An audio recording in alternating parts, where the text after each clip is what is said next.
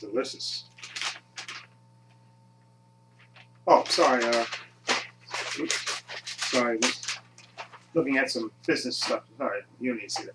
Anyway, since you're here and it's Saturday, and why not continue my tradition of reviewing two movies for you? And I have two movies here to review for you. The Joe Kidd, Clint Eastwood. This is a western that I haven't seen, never saw before till today, and Brad Pitt, Killing Them Softly. Okay, and I believe came out not last year, the year before, I think. Okay, so let's talk about Joe Kidd first, Clint Eastwood. Now, I'm a big Clint Eastwood fan, big Western fan, and I had never seen Joe Kidd before. I had heard about it, but I had never seen it. And I bought this I think last week or 2 weeks ago, and decided to give it a watch today. Joe Kidd came out in 1972. Clint Eastwood. This was actually directed by John Sturges. It's written by Elmore Leonard, who was a famous writer. Okay, and Joe Kidd is a story about a former bounty hunter, Clint Eastwood's character, who was a all-around tough guy. He's a tough guy because in the beginning of the movie you see him, he's in jail.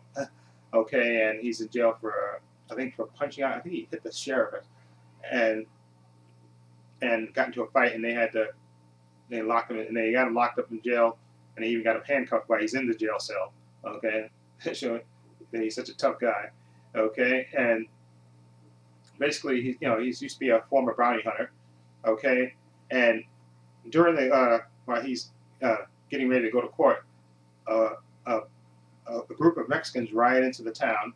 Okay, and they wait till the courtroom is almost empty, and the sheriff and Joe and the judge is there, and basically they explain to them how they had a bunch of claim on land in the U.S. which were denied, and they went to dispute it. They were told that the records had burnt. Okay, so what they do is they go get the records for the land, or the land that they have in the office there, and they actually burn that. Okay, and their big plan is to kidnap the judge, but they don't kind of quite get away with that. Joe kind of interrupts that, and they ride off. But there is this dispute with this character played by John Saxon. He plays Louis Chama. He's the leader of the Mexicans, and he's constantly messing with the ranchers and stuff. So Robert Duvall was in the movie as well. He plays Frank Harlan. He's like a big landowner out there, and he decides that he hires a bunch of killers, and he actually bails Joe Kidd, played by Clint Eastwood, out of jail. Okay, and says he meets with him and says, "Listen, I'm going to hire you to basically capture Louis Chama, okay, because he's interrupting my, he's messing with my land and disrupting my land. I'm not going to tolerate it." Okay, so Joe at first turns him down, says, "Listen, I don't do that anymore," and he turns him down, and he leaves until he gets to his home, and then he finds out that Louis Chama has actually stolen horses from him and tied up his ranch hands and terrorized his friends. So he decides that he is going to join up with Robert Duvall's character and his band of killers, Frank Harlan, and join with them to get Louis Chama. But on the way there, to riding out, Joe Kidd sees what type of man that Frank Harlan really is, where his killers start indiscriminately killing people, and he kind of backs up off it and says, "Listen." And actually, Robert Duvall's character, Frank Harlan, he actually fires him, and they come upon a town, and they actually, where they think Louis Chama is, and they have all the people gather into the one church, and they even throw Joe Kidd in there with them, and he basically gives Louis Chama, he sends a boy, because he figures that he's in the mountains, he yells out, "Listen, if you don't come down in the morning, when sunup comes up, I'm going to execute 5 people, and then if you don't come by sundown, I'm going to execute another 5 people." Okay, and so on and so on. Okay, and so basically the rest of the movie is Joe Kidd trying to escape and help the Mexicans. Well, not so much that, but to actually escape, and it actually is helping them in a way, I guess. Well, it is. He actually is helping them. Anyway, so Clint Eastwood, tough guy as usual. He's a real tough and badass. And there's a couple of funny scenes where he has a couple of run-ins with a character named Lamar, played by Don Stroh, which are absolutely hilarious and shows what a tough guy Joe is. Okay, and I don't want to spoil the climax of the movie. Okay, this movie's only I think 88 minutes long. Okay, so it moves. And I like Western too, so I'm sort of biased.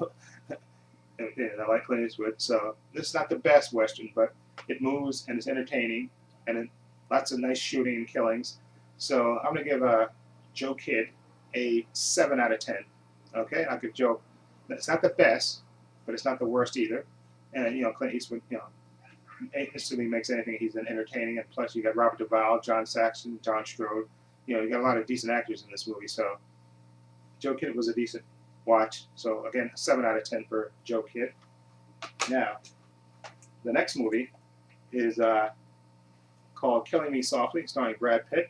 Okay, it did come out in 2012. Yep, it did come out in 2012. Uh,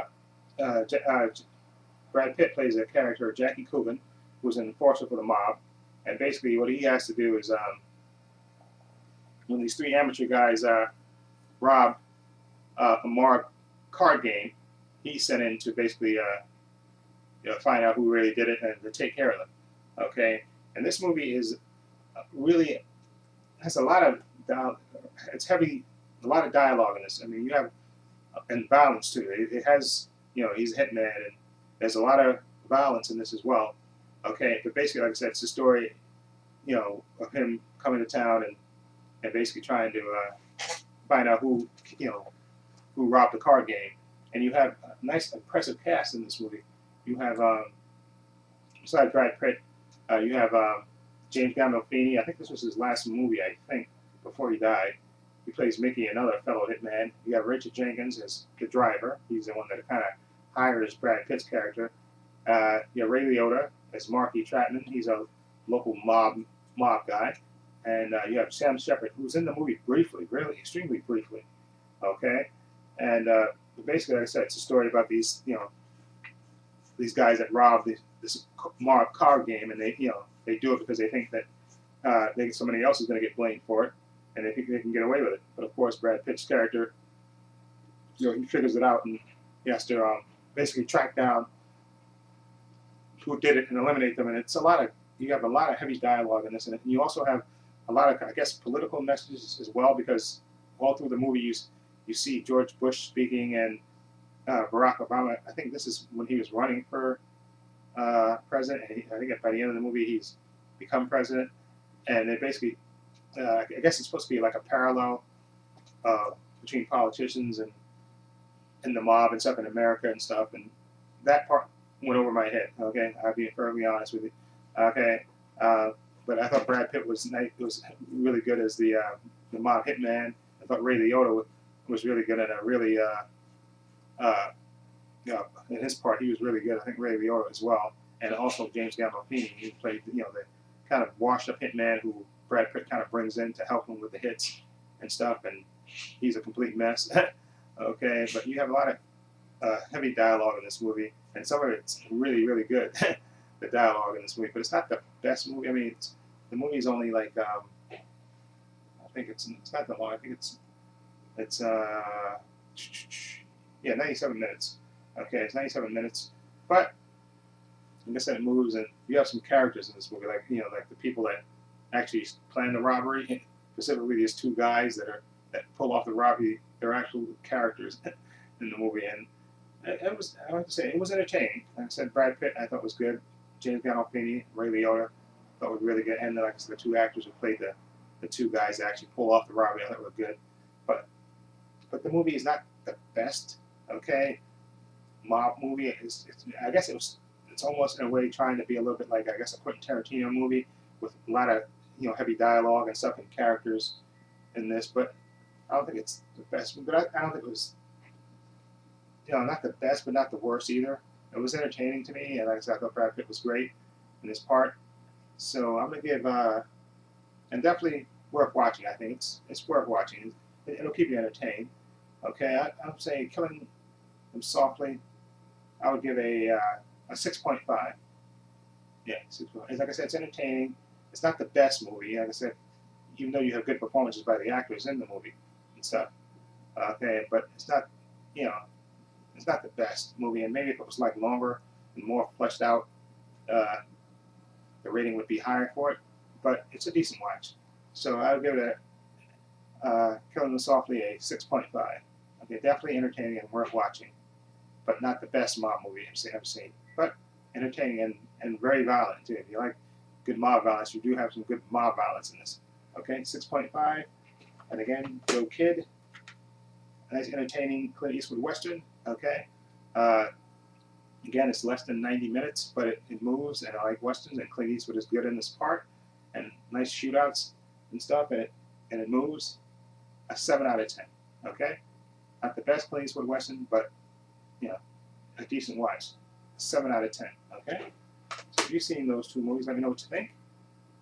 Feel free to leave comments down below. If you like these reviews, please hit the subscribe button down below. This is Trepacer saying so long and take care. Just going back to my reading. Excuse me.